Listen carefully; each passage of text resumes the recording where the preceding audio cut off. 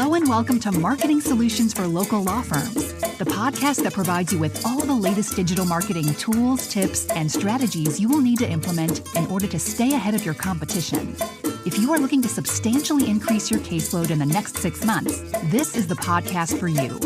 And now, here's the host of our show, the local business guy himself, Frank Deming.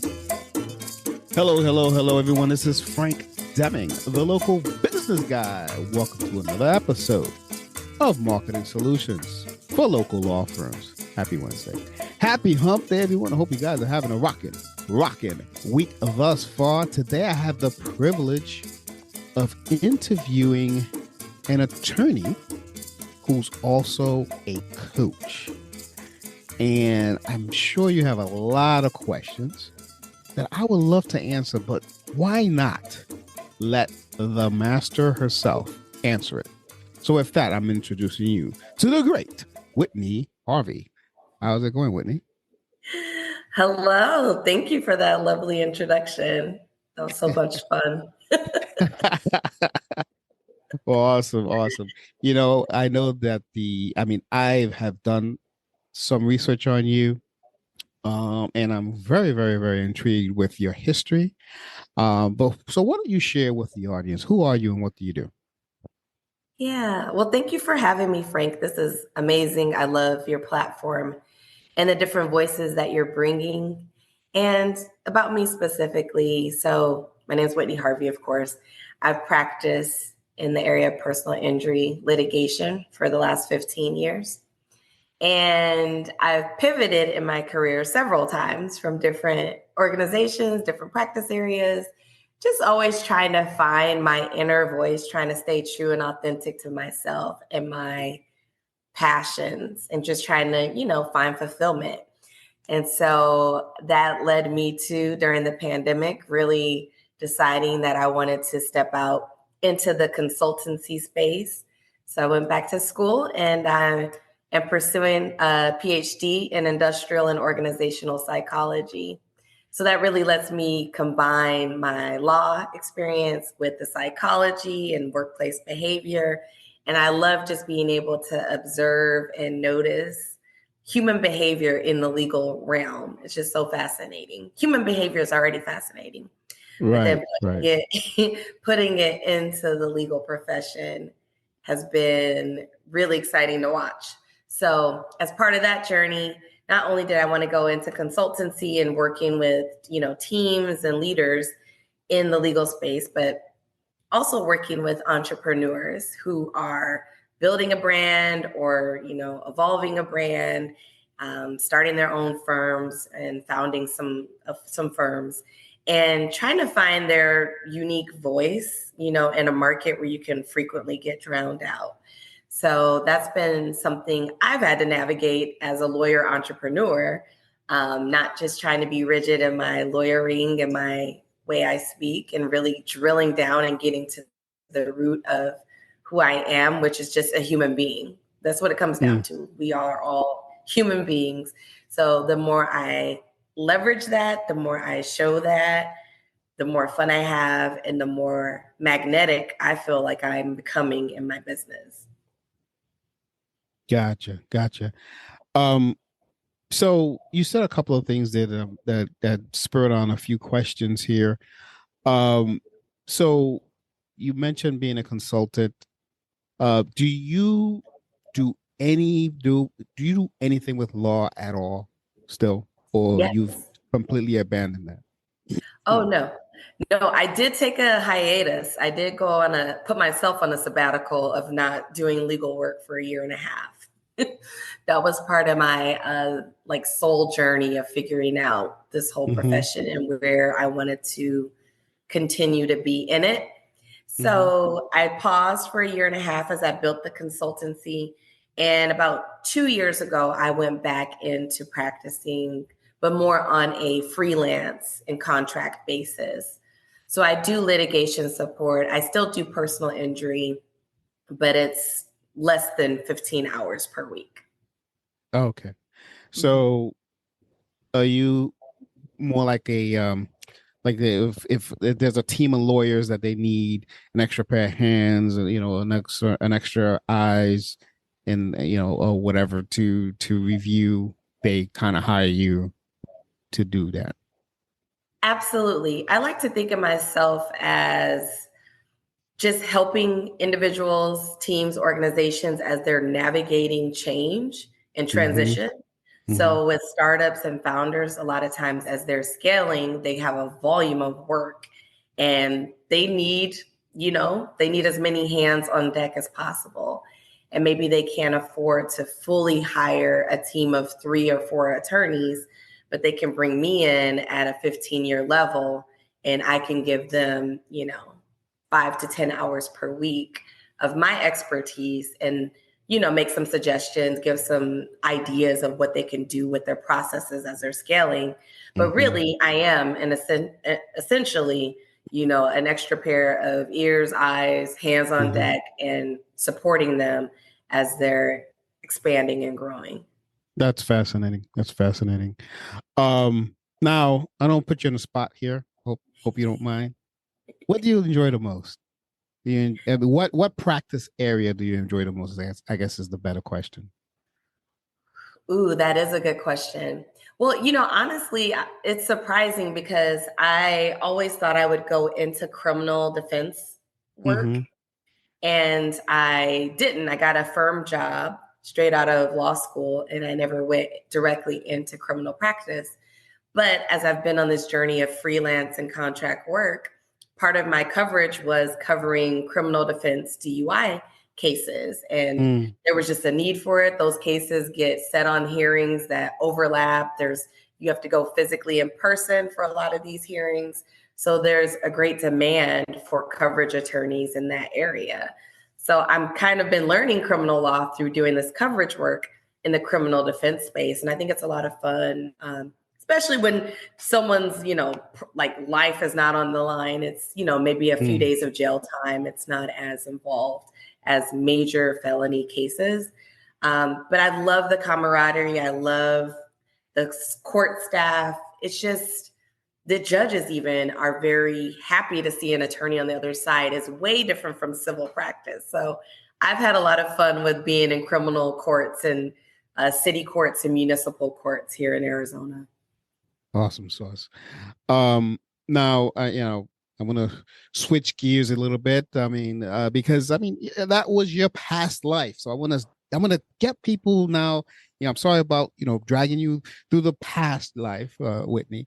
I want It's to okay. get people to understand the new Whitney, and why. Well, they understand why you made the change, but let's talk about what you do now. So give me a synopsis of what is your passion nowadays. What is the thing that makes you get up in the morning and say, yes, I get to do it all over again. We'll be back after a quick break. Hello there, listeners.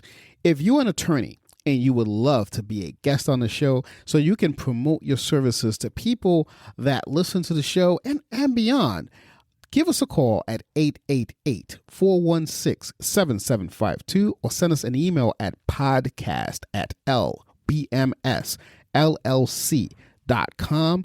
One of my associates in the podcasting team will send you an email and connect with you, schedule some time, send you the podcast intake form, and schedule you to be interviewed on the show. So if that's something that you really would want to do, go ahead and take one of those actions, and we'll take it from there. So until then, enjoy the rest of the show. Yeah. And I don't mind you taking me through the past because I think it's so relevant to where I'm at now. But Sure. I appreciate you saying that. I love speaking. And for me, speaking, it could be speaking on a podcast like this. I think Mm. it's so helpful. I've been a person that I've had to coach myself along my career journey. And I've had mentors, yes, but at the end of the day, you have to make the call for yourself. You have to do what serves you best. You can get a ton of advice, but you have to choose at the end of the day. And so I've gotten really good about trusting my instinct and my intuition and bringing that into business, not just in my personal life. So a synopsis, and I've forgotten already what you were asking me, but a synopsis of what I'm working on right now is really helping other lawyers, because we're in such a rigid field and legal professionals, helping them to tap into their inner voice, to be authentic in the way, not just in the way they communicate, but what it is they truly want.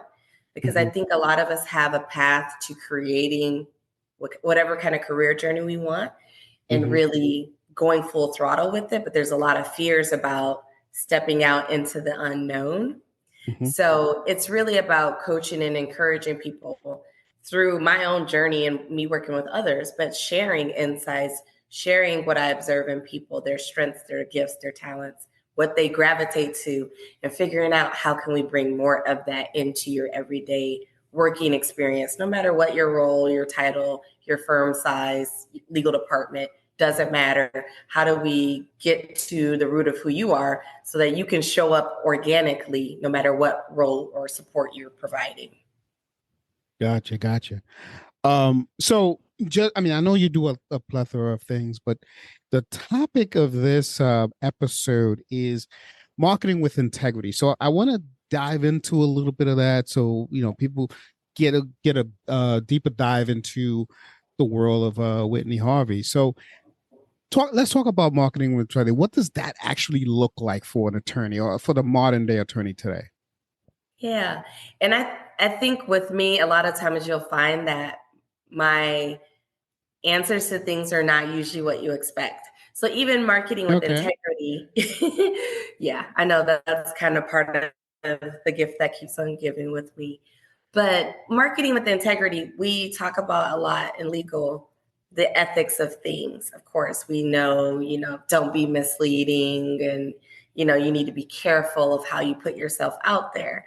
But for me specifically, marketing with integrity does come back to, are you staying true to yourself?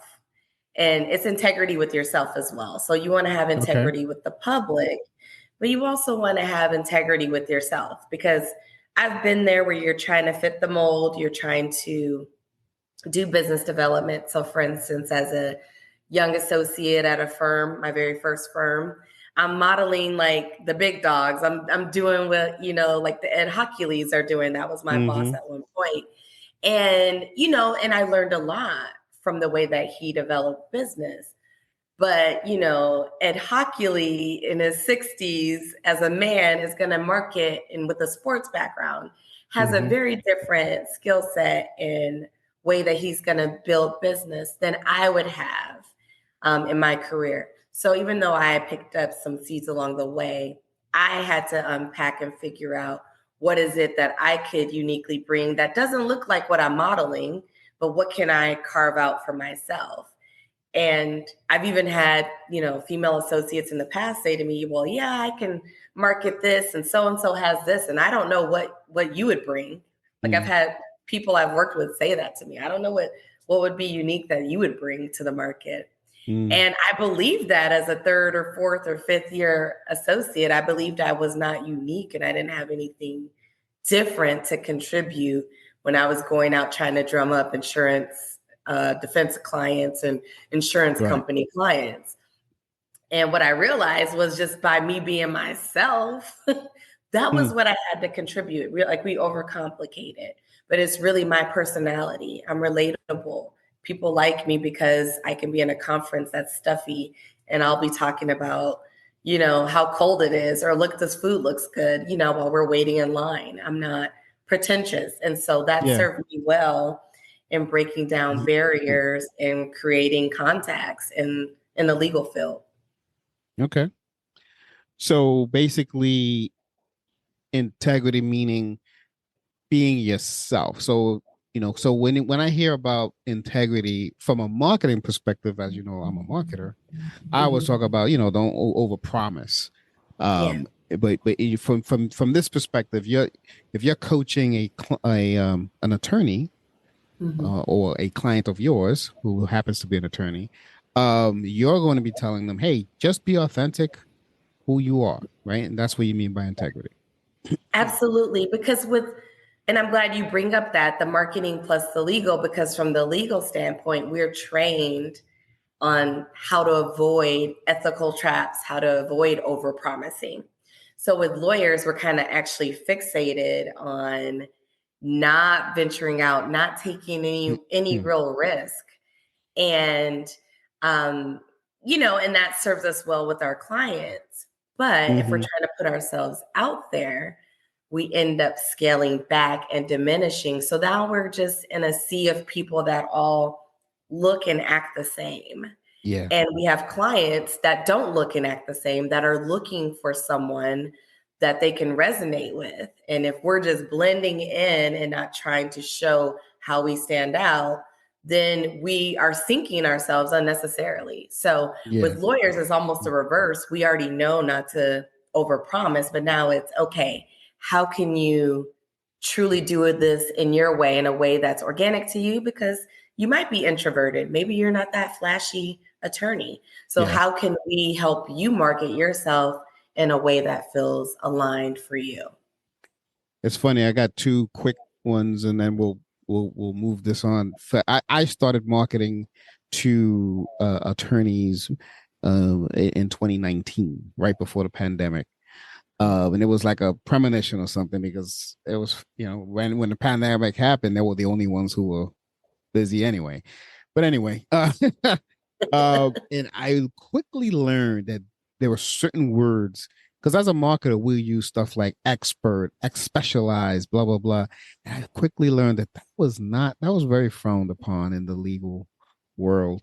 And then talking about integrity, I had two personal injury attorneys that was complete opposite. One was very flashy, and we did a video of him like almost like falling off a bike, and it was actually him. Like he wanted to, I call it, he wanted to Tom Cruise it. In other words, he wanted to do his own stunts, and he fell off a bike, and he says, "Oh, if you're injured, blah blah blah," and we put it on TikTok, on YouTube. We were blasting it over. He was getting a lot of hits, and there was this other guy who's the total opposite. This guy is very low key, very serious, very, and he was, well, I want to do stuff like that. I'm like, it's not going to come across the same way. Exactly. They're not going to believe you. You can't do it. Yeah. Be yourself. You're going to attract the right people at some point. It's just not his people. That guy does that because that's his personality. He's very verbose. You hear him down the hall. You don't hear you down the hall. You just don't.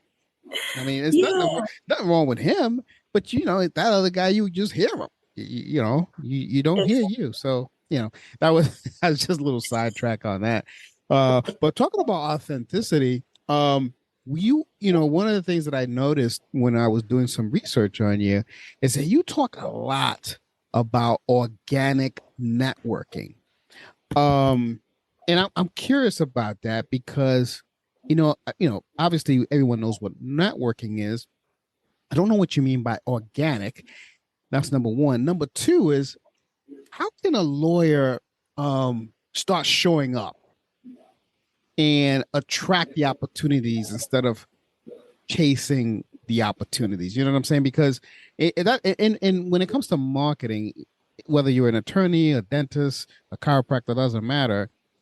You don't want to be in that chasing mode. You always want to be attracting. So how does this organic networking help people do that?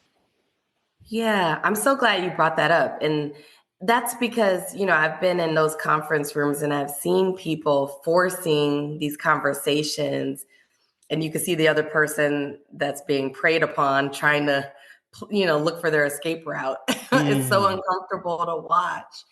And I think what I learned early on going to conferences alone, or maybe not with very many people, is it's uncomfortable, but I would just stand in one place by myself, and there's inevitably someone around that's going to do the same thing, and they're going to gravitate towards you because they see a person that's confidently or apparently confident standing there by themselves, and now they're going to go to this table where you're at versus this table of 7 or 8 people. So for me, what that helped me realize, it was uncomfortable. So this is not easy at first, but I share that to say I listen to myself instead of just trying to go into the noise where there's 10 people at a table. Let me stand alone and create a new space where people can come to. And now I'm at the head of the table.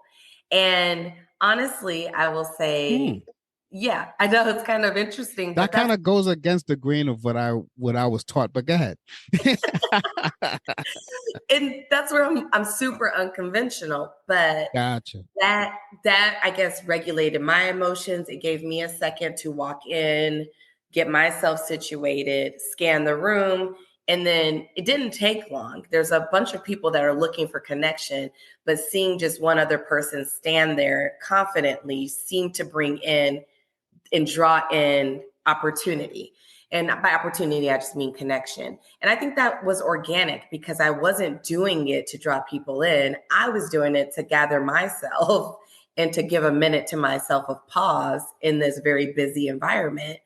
And in turn, it was setting me apart from all of the noise, because you can be at a table with 15 people and never get a word in edgewise. Why not be at a table where the people that come in, you're already there engaged in your own conversation and you're already guiding the direction of the conversation. So organic networking, of course, networking is strategic, but even in strategic networking, you can create spaces to be more organic. And so for me, I found that to be whether I'm in line getting food, whether I'm in line at the restroom, like I'm just going to be myself. And that means the less rigid and stuffy I can be in a legal space, I stand out. And I'm not saying everyone is stuffy and rigid, but at these conferences, people can get into that state of mind and not really focus on connection. And for me, I'm going to show who I am in every space I'm at, whether I'm on stage speaking, whether I'm in line at the restroom or getting food, or whether I'm at a cocktail table having a glass of wine. Okay. I get what you're saying, but that is something that I'm sure this is what's spinning in the audience's mind right now. That is something that you got to practice at that, because basically what you're saying is, okay, I understand be yourself, but if you try to create your own space, and then you be the center of attention, that's a skill set. So give us some tips give us some ideas. And I know it's probably something that's going to work for you, may not work for someone else, but just give us some ideas of how someone can turn that around. Yeah. So even when I say, not to say you put yourself at the center of attention. So I don't need to be the center of attention. I am just the person at the head of this table. I'm the connector. I'm the person that's created a space for people to feel comfortable. So although initially they might come in and ask me what I do and I share, then some more people join. We have a group dialogue. We have a group conversation. Gotcha. So it's strategic in creating a safety. That's where the human approach is. You smile at someone who looks nervous as they're walking by. They kind of want to approach. You smile. Now they know they can come up. They come up to you. You engage in conversation. My conversation always centers the other person when I'm in a networking situation. It's human nature that people want to ask us what we do. So I'll give an answer, but I always have a way of getting back to that person. Have you been to this conference before? Are you having a good time? Oh, where are you guys going for dinner? Did you go to this breakout? So even though people might gravitate to me because of my energy, I'm not centering myself in the conversation. I'm just creating a space that is magnetic. And that is where it's just being good energy. And how do you do that? You just anchor in knowing that you don't have to transact. You're not trying to accomplish anything. Not in this one moment, not even in this one conference am I trying to generate a client. I show up, of course, with intentionality that something will matriculate, but I'm not putting that pressure on the socialization. So while we're socializing, we're just conversing as people. I know they're going to like me, from conversing because of the safety and the relatability. So from there, it turns into, well, oh, where are you going for dinner? Oh, we're going to, the bar afterwards, or we're going to this event in the city. Whatever it is, all I'm doing is creating a moment where people are thinking, who is she? And I just want to know more of her. That's it. But I'm still centering their experience so that they don't feel like I'm just bragging, because I'm not bragging about myself. I'm creating a sense of comfort, if you will. The only way that I could describe what you're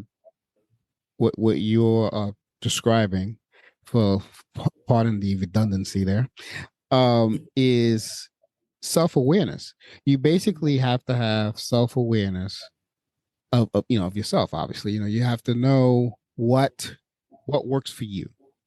Yeah. Now, do you work with attorneys in identifying their self-awareness, or is that part of your practice? Absolutely. Attorneys and even legal vendors, because, I have legal vendors. I didn't seek out legal vendors when I was developing the self-coach lawyer. But, as we're all in this and trying to build our businesses, I've had people approach me about talking about, how do you win these business connections in legal? Like, how are you generating these opportunities? And so like you said, self-awareness is so critical. I've always known that I can be kind of funny, a little bit goofy, not overly so, but I can Right. bring a little bit of humor. I can help people feel a little more at ease. Maybe maybe I'm unassuming, if you will. Maybe people have counted me out in the past and maybe didn't see my full potential. So I can be in any setting and talk to anyone and make them feel comfortable. So that was self-awareness I had. I didn't know that my first probably 7-8 years of practicing. I didn't realize that was my unique differentiator. Right. But I really started getting a feedback of some of my colleagues, some family, mentors, and I just asked them all, like a 360 analysis. Tell me what it is about me that stands out. Like, just give me some attributes, give me some ideas of what it is about me that stands out from anybody else, not just as a lawyer, but as a person. And everybody was saying the same thing, like, you're really good at assessing your environment. You're super relatable. You have a great energy. I'm like, okay, so let's well, okay, that sounds great. And it resonated with me, right? If it doesn't resonate with you, Right. these were a trusted group of people that have known me over decades that I asked this question. And that helped me lean into it when I was creating my business of lead with my energy, lead with the fact that I'm relatable, and lead with the fact that I'm really good with my intuition and instinct. I can scan a room. I can discern pretty quickly, what's happening. And I don't need to be in the midst of everything. You know what I mean? Like, less is more a lot of times with marketing. Yeah. So self-awareness, when I work with attorneys, legal professionals, legal vendors, it is on focusing, having that time to just be honest with yourself. And that can come up through coaching, talking it out. That can come up through meditation. That can come up through breath work. Like, I have a host of tools of how to bring that out of a person. But at the end of the day, it's creating that safety and space for you to just be real with who you are so that you can show up that way no matter what social or professional environment you're in. Yeah. Okay. But I understand what you're saying, but that is, again, that goes back to my original thing. That is something that you have to practice. You got to, I mean, if, for instance, we all have different gifts, right? So if someone doesn't have that gift of scanning the room and all of a sudden, okay, this is where I need to be, how do you teach that? I mean, I don't want you to give out your trade secrets, but just give me like one or two tidbits of how do you teach that? Yeah. So I'm a believer that some people just don't like business development. Some people don't like marketing in a big setting. And I think that is a misconception for lawyers. You think you have to only, sell or market yourself in these major, big platforms, big conferences, big networking groups. I'm also a person, and I think this is where I built my confidence, was in one-on-one connections. So going to coffees with people, going to lunch, happy hour, whatever. and sharing about myself, getting practice with my pitch of who I am, sharing a little bit of my vision, sharing what interests me. People asking me, how can I support you? And I'm like, realizing that I need to have an answer. I need to be thinking about when I'm connecting with people, if they ask me that, or if they don't ask me that, what can I ask for at the end of the conversation if I want to move along and further my business? So one-on-one conversations and relationships are equally as powerful as being in the room. A lot of the confidence comes from these one-on-one conversations. So if you're that person that just knows you don't like putting yourself out there in that way, you can really shine in smaller spaces. If you're an excellent writer, make sure you're writing something, posting something. Maybe your firm has a blog, or you can write an article that contributes to a journal magazine. You can get your name out there without necessarily having to do it in this really bold way, I guess, visibly, if that's not your comfort level. Because at the end of the day, lawyers, we look for that expertise. We look for that thought leadership, and seeing someone's words on a piece of paper is enough to get interest from a marketing standpoint. That's how I started getting some of my first speaking engagements, was posting on LinkedIn as I was starting my business. I didn't have a speaking engagement yet, but I was posting my thoughts on LinkedIn, and people reached out to me on those topics because I was putting my words written on a post on social media. So you were doing it you were doing it via text. You wasn't doing it via video? Yes. When I started, this was almost 3 years ago when I started the Self-Coach Lawyer. That's back when those lengthy LinkedIn posts were still in. So everything was written. I wasn't doing very much video. Even now on LinkedIn, I'm not doing a ton of video. I do that more on Instagram. But on LinkedIn, I noticed that was an opener as I was getting started and as I was looking to grow, was sharing, people had to see me not just as Whitney, the practicing attorney. I had to really shift into thought leadership. And that took me having to put my voice out there. And I had safety because it was written. I didn't have to speak it. But then you get a speaking engagement and okay, now you have to put up or show up, so I had to, or shut up, whatever they say. Put up or shut up.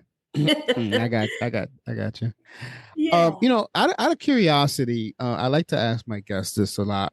Some like it, some don't. Hopefully you'll comply.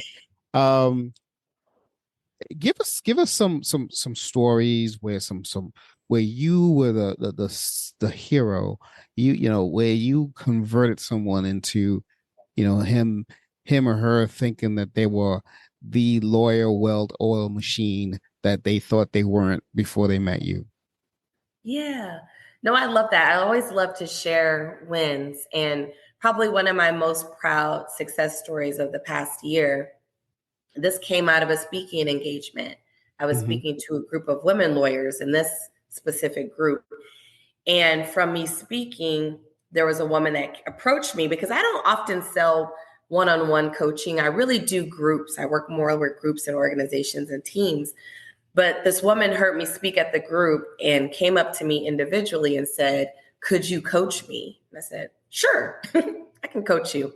And we started working together for 90 days because that's my cutoff. I really believe in empowering people. I don't want people to feel dependent upon a coach.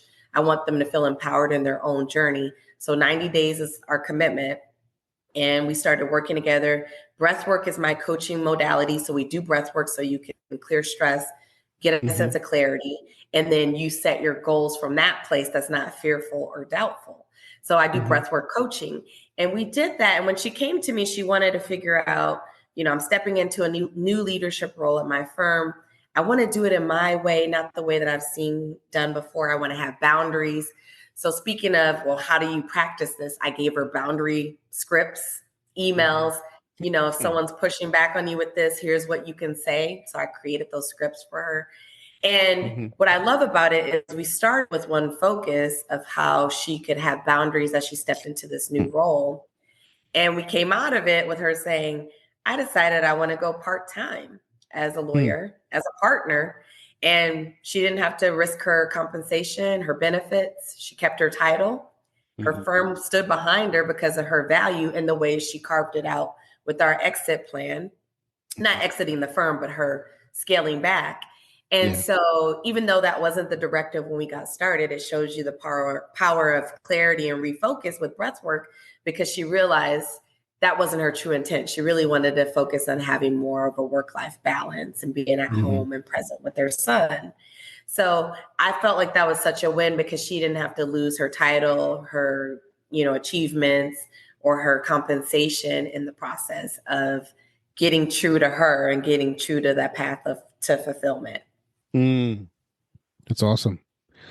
Have Thank you you. kept in contact with her, or what's Yeah. okay? Oh, that's good. Yeah. Yeah, I've kept in contact, and this is pretty recent, so it's getting through the summer, but I've kept in Okay. contact, and it's going well, and that's what I'm really excited about, because my goal as a coach is to never push anything on a person. It's not my agenda. That's why I'm called the self-coach lawyer. It's about your individual agenda, but I think we need to get more authentic and more honest about what it is that we truly seek and desire. So when she came to me, she was seeking, in her current state of reality, a goal. But as time progressed, she realized that really wasn't the goal any longer. We went a little deeper, and that's where that self-awareness can really be an accelerant for your career or professional journey. Okay. I was doing some research, like I said, on you, and one of the things that I think we clicked on is, with the whole marketing thing, you can't talk about marketing without talking about personal branding. Well, branding in general, personal branding, because, like I think you and I have similar target markets. I mean, I usually target the lower, the lesser firms, not the big not the Morgan and Morgans of the world, just the really small firms, maybe 2 or 3 lawyers, whatever. So when it comes to that level of a law firm, you gotta have each attorney have their own personal branding, really, because yes, the identity is the firm, but they also have their own identity because they're going to attract different people. So long way of asking this question, but I want to ask you, I know that there are a lot of myths out there about, the belief of personal branding. Can you talk about, what are those myths, and, how do you help solve them?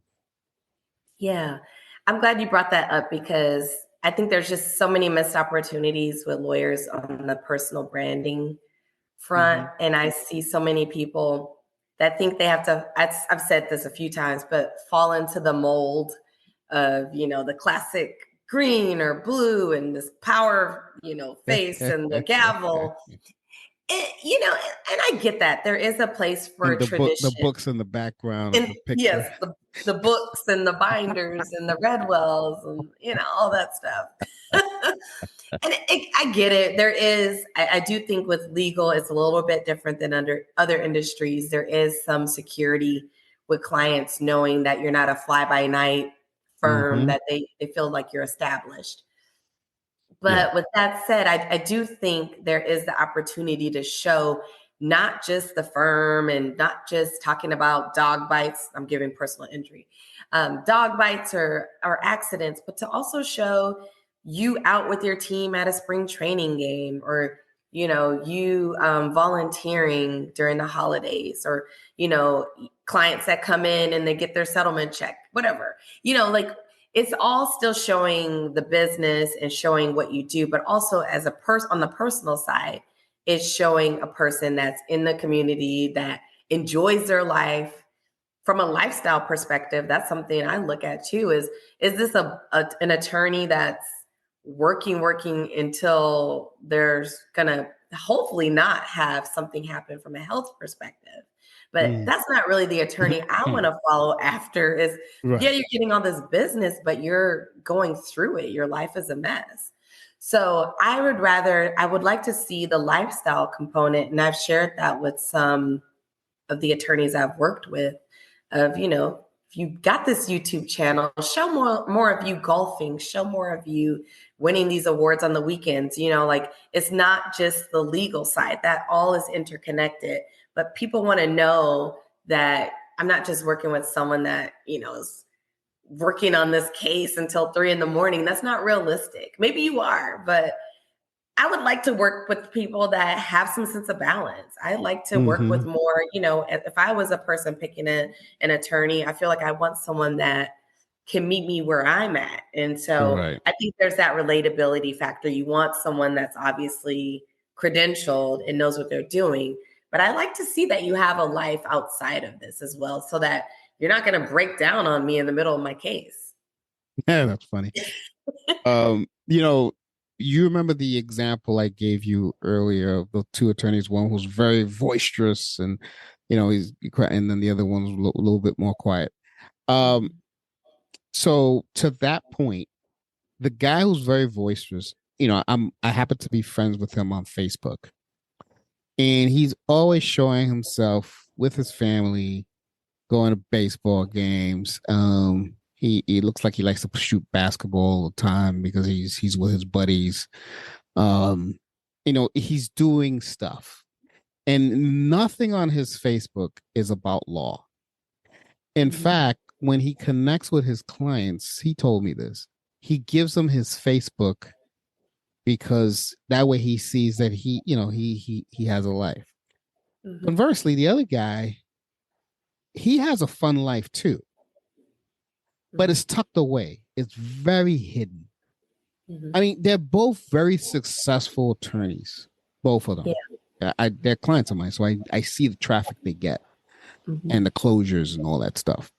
But it's two different approaches. I guess why I'm reiterating that story is because, if you were to have client B, the quiet one, as your client, would you try to mold and change him, or what would be your approach to him?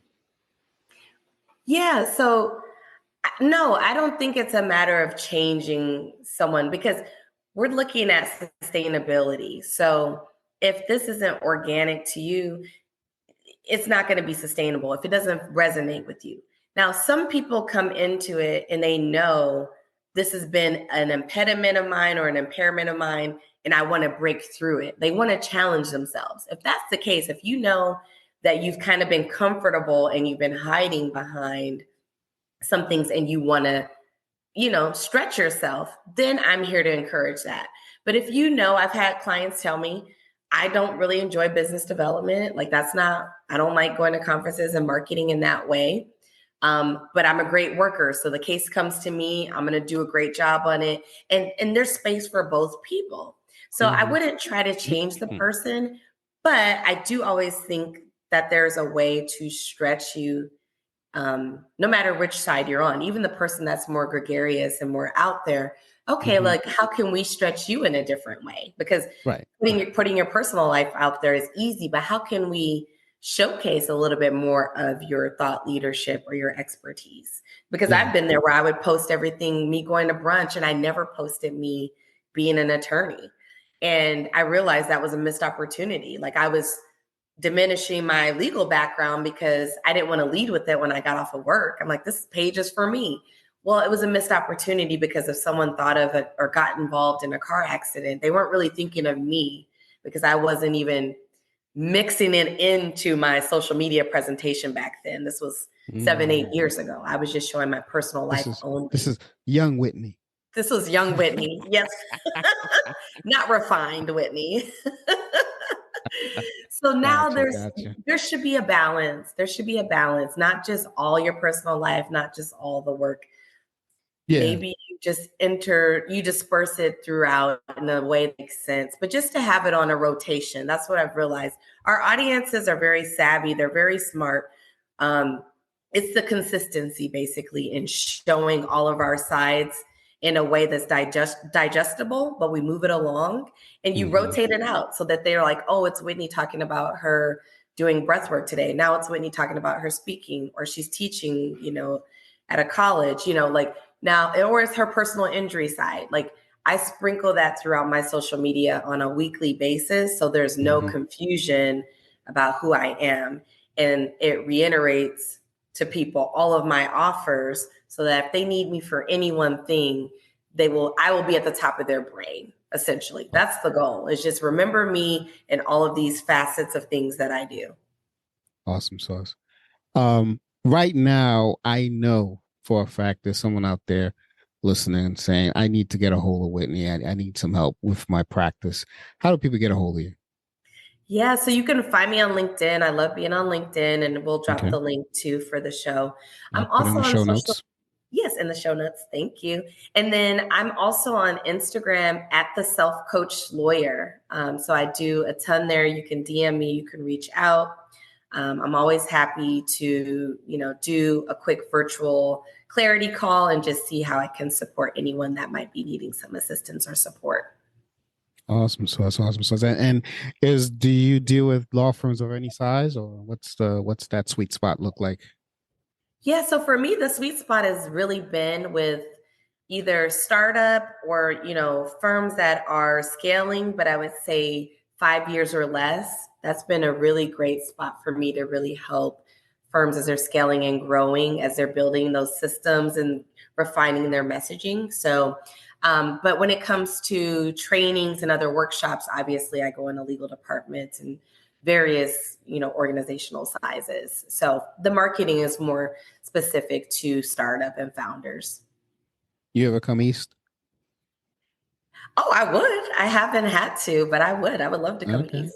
Well, if you come east, you gotta look me up so we can have a drink, have dinner or something, and maybe talk legal. It's always good to connect with people who are in the same space as you. But this has really been great, Whitney. I'm glad that you accepted my invitation. Is there anything I did not ask you that you think would benefit the audience, though? Well, thanks, Frank. Thank you for having me. No, I think you covered it all. I just, I want to share because I do so many things. And so marketing is really something that I think is important because we're all in the business of service. And so we want to do it in a way that doesn't feel cringy. So I love talking to you because you talk about marketing solutions, but I do a ton around workplace well-being, around work-life balance, around just trying to foster spaces for members or, different association groups and just making people feel supported on their professional journeys. So that's the only thing I would share is that I could talk ad nauseum about a lot of different things I'm into, but workplace well-being is probably the core messaging of what I bring and what I offer for business solutions. Awesome sauce. Awesome sauce. Now, guys, as you know, this is totally different what we normally talk about on the show. I was talking about the latest digital marketing trends and this and that. And you have just been taught an organic way to market yourself. So take her up on her offer. Check her out on the show notes. I have all her links there. You can check it out and see for yourself what true greatness is. So with that, I'm going to put an end to this episode. This has been Frank Deming, the local business guy, and you've just been blessed by the Whitney Harvey. Take care, everyone. Until next week.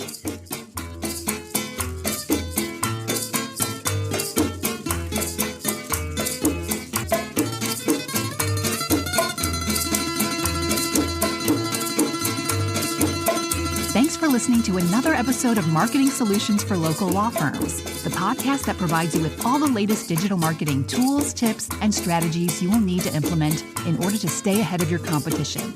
If you would like to know more about the topic we discussed on the show today, reach out to Frank and his team at 888-416-7752 and schedule a discovery call with one of the marketing consultants. If you'd like to be a guest on our show, send an email to podcast@lbmsllc.com and we will put you on the schedule. With that being said, until next week, make it a successful digital marketing day. Peace out.